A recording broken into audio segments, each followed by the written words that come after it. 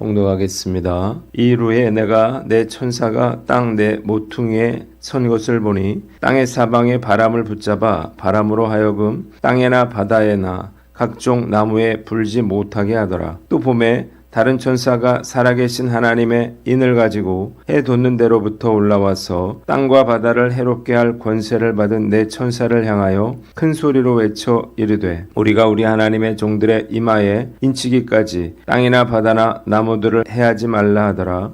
내가 인침을 받은 자의 수를 들으니 이스라엘 자손의 각 지파 중에서 인침을 받은 자들이 14만 4천이니 유다 지파 중에 인침을 받은 자가 1만 2천이요 루벤 지파 중에 1만 2천이요 갓 지파 중에 1만 2천이요 아셀 지파 중에 1만 2천이요 납달리 지파 중에 1만 2천이요 므낫세 지파 중에 1만 2천이요 시몬 지파 중에 1만 2천이요 레위 지파 중에 1만 2천이요 이사갈 지파 중에 1만 2천이요 스불론 지파 중에 1만 2천이요 요셉 지파 중에 1만 2천이요 베냐민 지파 중에 인침을 받은 자가 1만 2천이라. 이 일후에 내가 보니 각 나라와 족속과 백성과 방언에서 아무도 능히 셀 수 없는 큰 무리가 나와 흰옷을 입고 손에 종려가지를 들고 보좌 앞과 어린 양 앞에 서서 큰 소리로 외쳐 이르되 구원하심이 보좌에 앉으신 우리 하나님과 어린 양에게 있도다 하니 모든 천사가 보좌와 장로들과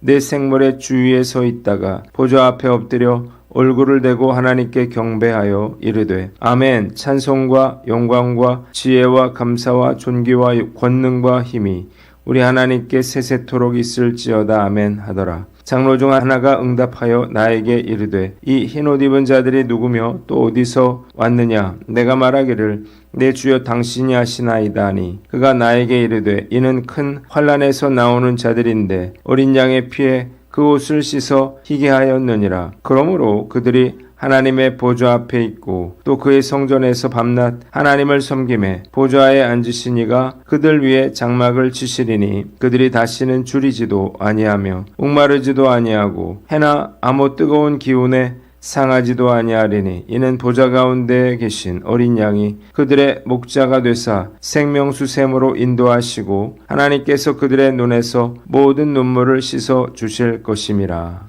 아멘. 오늘은 요한계시록 7장 말씀을 가지고 14만 4천과 셀 수 없는 무리라고 하는 제목으로 묵상 나눔하도록 하겠습니다. 예수 그리스도께서 대종말 직전에 이 세상에 내리시는 재앙은 7인의 재앙으로 구성되어 있습니다. 예수께서 7개의 인을 하나씩 뗄 때마다 재앙이 일어나는데 7번째 인 재앙 안에는 다시 7 나팔 재앙이 있고 7번째 나팔 재앙 안에는 또다시 7 대접 재앙이 들어있습니다. 그래서 신학자들은 이 연속된 대재앙들을 3대 7중 재앙이라고 부릅니다.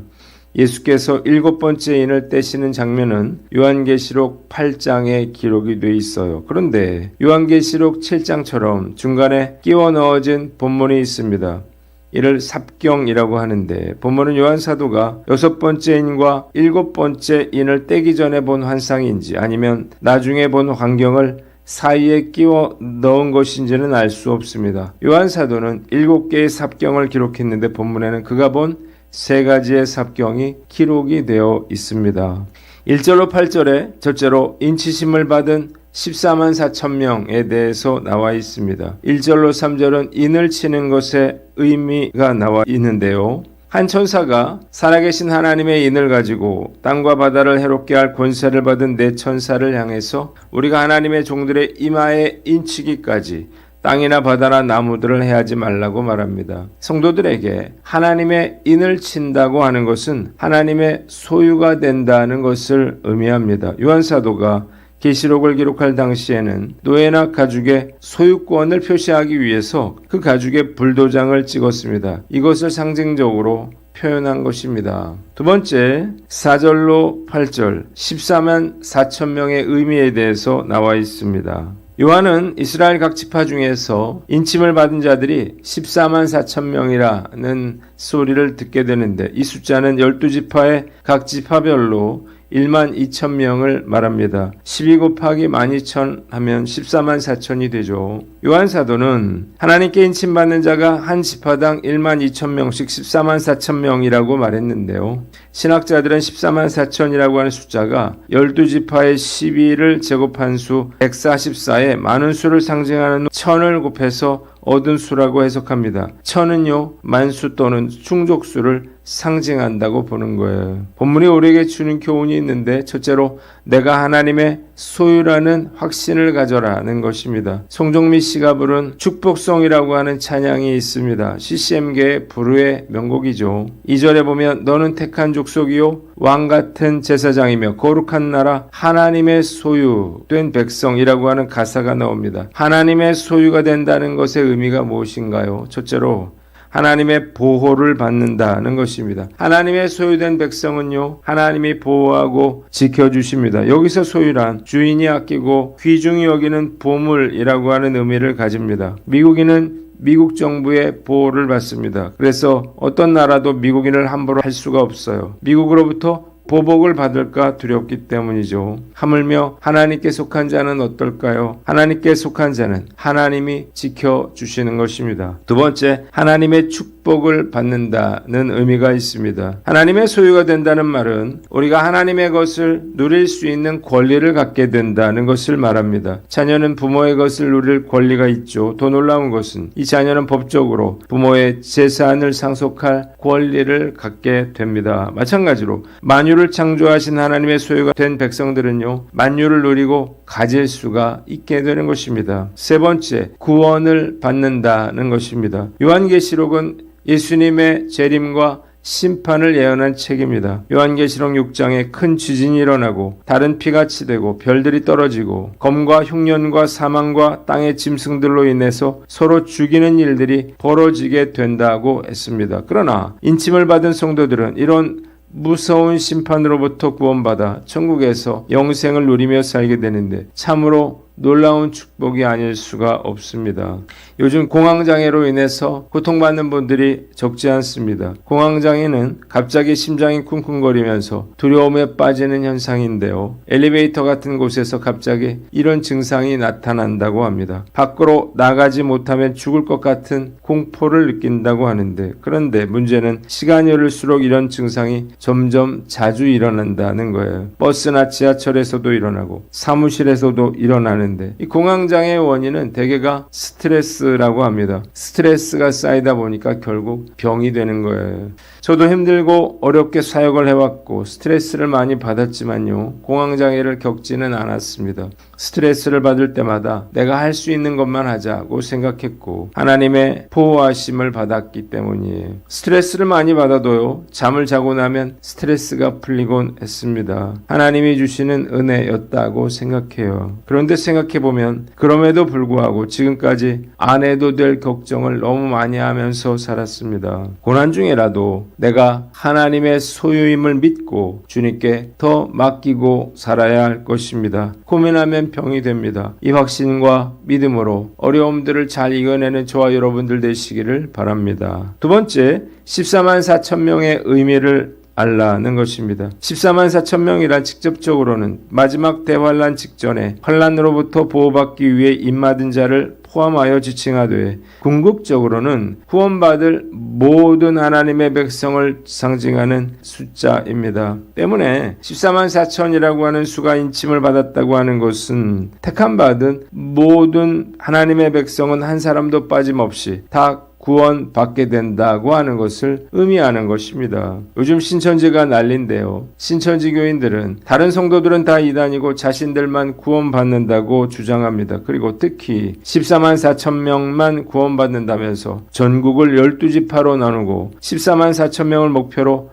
열심히 전도를 해왔습니다. 문제는 신천교인 숫자가 14만 4천 명을 훌쩍 넘어버렸다는 거예요. 그러자 이들은 다시 교리를 바꿉니다. 14만 4천 명은 제사장 무리이고 나머지는 흰 무리라는 것입니다. 이번엔 제사장 무리에 들기 위한 경쟁을 시키고 있습니다. 이런 잘못된 이야기에 결코 현혹돼서는 안 될 것입니다. 14만 4천 명은 상징적인 숫자죠. 구원받을 성도의 숫자가 얼만가는 누구도 정확히 알 수가 없습니다. 중요한 것은 구원받는 자가 몇 명이냐가 아니라 내가 구원받을 수 있느냐 없느냐 하는 것입니다. 때문에 우리가 입으로 주여 주여 할 것만이 아니라 아버지의 뜻대로 행하며 사는 것이 중요한 일이에요. 성도들로 하여금 이단에 현혹되지 않고 아버지의 뜻대로 행함으로 천국 백성이 되도록 잘 가르치고 권면할 것을 다짐해 봅니다. 두 번째 9절로 12절 말씀. 큰 무리와 천사와 장로들이 어린 양과 하나님께 경배와 찬송을 올려드렸다는 것입니다. 사도 요한이 14만 4천 명에 대한 환상을 본 지 며칠 후에 그는 또 다른 환상을 봅니다. 각 나라와 족속과 백성과 방언에서 나온 셀 수 없이 많은 무리들이 흰옷을 입고 손에 종려가지를 들고 하나님의 보좌 앞과 어린 양 앞에 서서 구원하심이 보좌에 앉으신 우리 하나님과 어린 양께 있다고 외쳤습니다. 그리고 모든 천사와 내 생물과 24장로들 역시 보좌 앞에 엎드려 얼굴을 대고 하나님께 경배와 찬송을 올려드렸습니다. 본문이 우리에게 주는 교훈이 있는데 기쁨과 감격으로 하나님을 찬양하라는 것입니다. 흰옷을 입은 수많은 사람들이 하나님과 어린 양께 경배와 찬양을 올려드리고 있는데요. 이들의 얼굴은 기쁨과 감격과 놀라운 은혜로 가득했을 것입니다. 이들이 이토록 기뻐하고 감격하고 있는 이유가 있습니다. 그들이 하나님의 심판으로부터 구원받은 선택된 자들이기 때문이에요. 아무나 이 자리에 쓸 수 있는 것이 아닙니다. 특별히 선택된 자들이 하나님을 찬양하고 있는 것입니다. 이들은 무서운 심판에서 구원받아 하나님 나라에서 하나님과 영원히 다스리게 될 것입니다. 그래서 이들이 이토록 감격하고 기뻐하고 즐거워하고 있는 것입니다. 재수를 결심하고 2월에 재수 정규반에 들어가서 공부를 하고 있는데 추가 합격 전화를 받고 학원비를 돌려받는 친구들이 있습니다. 얼마나 좋을까요? 어떤 친구는요, 다 떨어져서 포기하고 있었는데 2월 마지막 날 추가 합격 전화가 왔다는 거예요. 정말 하늘을 나는 기분이었을 것입니다. 주님께서 재림하시기 전에 극적으로 구원받은 사람들의 마음을 상상해 봅니다. 사실 공부가 그렇게 중요한 건 아니죠. 재수도 할 수 있고 삼수도 할 수 있습니다. 그런데 구원받느냐 그렇지 못하느냐는요, 생명이 달린 문제인 것입니다. 과연 내 이름이 생명책에 기록되어 있을까 초조하게 기다리다가 생명책에 내 이름이 있음을 확인하고 죽음과 사망과 심판에서 선택받았을 때의 기쁨은 그 어떤 것으로도 비교할 수가 없을 것입니다. 구원받은 자들의 무리들이 자신을 구원하여 주신 어린 양 예수님과 하나님을 생각할 때 얼마나 감사하고 기뻐했을까요? 이들의 경배와 찬양은 생명을 구원받은 자들의 기쁨과 감사의 노래였습니다. 구원받은 기쁨과 감격은요, 그 어느 것과 비교할 수가 없습니다. 제가 지금까지 살아오면서 가장 큰 기쁨과 행복을 느끼는 순간은 바로 예배의 순간입니다. 저는 하나님을 찬양하고 예배할 때 터져나오는 감사와 기쁨과 은혜가 있습니다. 나같이 쓸모없는 자를 택하여 주시고 변화시켜 주시고 축복하시고 구원하여 주신 그 하나님의 은혜를 생각할 때요, 기뻐하고 즐거워하지 않을 수가 없는 것입니다. 오늘 말씀을 통해서 다시 한번 구원받은 기쁨과 감격으로 하나님을 찬양하며 경배할 것을 다짐해 봅니다. 마지막으로 13절로 17절 말씀인데 흰옷 입은 자들의 눈물을 씻어 주셨다는 것입니다. 13절에 장로 중에 하나가 요한에게 이 흰옷 입은 자들이 누구며 어디서 왔느냐고 묻습니다. 요한이 내 주여 당신이 아시나이다라고 하자 그는 이들이 큰 환난에서 나오는 자들인데 어린 양의 피에 그 옷을 씻어 희게 했다고 말합니다. 이들이 누군지 우리는 확실히 알 수 없죠. 분명한 것은 주님을 섬기기 위해서 고난과 환난을 당한 자들이라고 하는 것입니다. 이들은 고난 중에도 끝까지 믿음을 지켰고 어린 양의 피에 옷을 씻어 희게 한 사람들이에요. 이들은 예수님의 피로 모든 죄를 씻음받고 정결하게 되었습니다. 그리고 15절 계속해서 장로는 말합니다. 어린 양이 흰옷 입은 자들을 생명수 샘으로 인도하시고 하나님께서 그들의 눈에서 모든 눈물을 씻어 주실 것이라는 거예요. 사실 이 세상을 살아가는 성도들은요, 여러 가지 어려움과 환난을 당하고 있습니다. 늘 돈에 쪼들리고 병마와 싸우고 어떤 사고가 일어날지 모릅니다. 늘 죄의 유혹을 받고 영적인 방해와 공격을 받고 있으며 사명을 감당하기 위해서 많은 어려움을 감수해야 합니다. 본문이 우리에게 주는 교훈이 있는데요. 주님을 위해서 울라는 것입니다. 그러나 우리가 알아야 할 것은 우리의 짧은 인생이 끝나면요, 주님께서 우리의 아픔과 서러움을 위로하시고 우리의 눈물을 닦아 주실 것이라는 것입니다. 이 세상에서 주님으로 인해 환난을 당하고 고난받는 것을 두려워하지 말아야 할 것입니다. 주님이 위로해 주시고 우리의 눈물을 닦아 주실 것입니다. 그런데 우리가 알아야 할 것이 있습니다. 주님이 우리의 눈물을 닦아 주시려면요, 이 세상에서 우리가 울어야 한다는 것입니다. 주님의 나라를 위해서 울고 믿음을 지키기 위해서 울고 손해를 감수하느라 울어야 합니다. 좁은 길로 가야겠죠. 만일 주님을 위해서 손해보려 하지 않고 힘든 자리를 피하고 늘 넓은 길로 가는 사람은 결국 주님이 그의 눈물을 닦아 주실 수가 없는 것입니다. 최건능이라고 하는 별명을 가진 최봉석 목사님은요, 1869년 평양에서 출생하여 33세 때 예수 믿고 45세 때 목사가 됐습니다. 1940년 신사참배를 반대하다가 체포되어 감옥에 갇혔는데 감옥에서도 예수천당 마귀지옥을 외치면서 전도를 했다 그래요. 수사관들이 때리면 때릴수록 예수천당을 크게 외쳤는데 그래서 미친 목사라 풀어주기도 했습니다.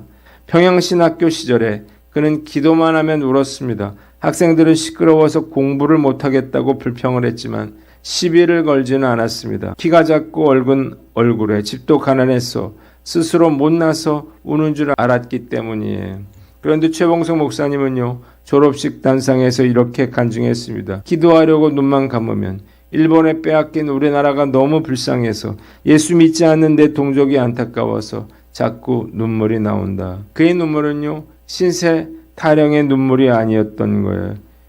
그의 눈물 기도를 통해 성령과 능력을 받아 무려 86개의 교회를 세웠습니다. 시편 56편 8절에 나의 눈물을 주의 병에 담으소서 이것이 주의 책에 기록되지 아니하였나이까 라고 했습니다. 다윗의 눈물 역시 자신의 부귀영화를 위한 눈물이 아니라 주님을 섬기고 사명을 감당하기 위해 흘렸던 눈물인 것입니다. 우리 한국교회가 위기 가운데 있는데요. 교회 세습, 성적인 타락, 돈을 하나님보다 더 사랑하는 우상 숭배에 빠져 있습니다. 하나님은 정의와 공의 하나님이신데 정의를 실행하는 것이 하나님의 뜻인 것입니다. 말씀 앞에서 나의 눈물병에는 과연 얼마나 이런 눈물이 담겨 있을지 생각해 봅니다. 이 땅에서 하나님의 나라를 위해 울어 하늘에서 하나님께서 나의 눈물을 씻어줄 수 있기를 간절히 기도합니다. 기도하겠습니다. 하나님 아버지, 내가 하나님의 소유임을 확신하고 기쁨과 감격으로 하나님을 찬양하며 주님을 위해 울게 하여 주시옵소서.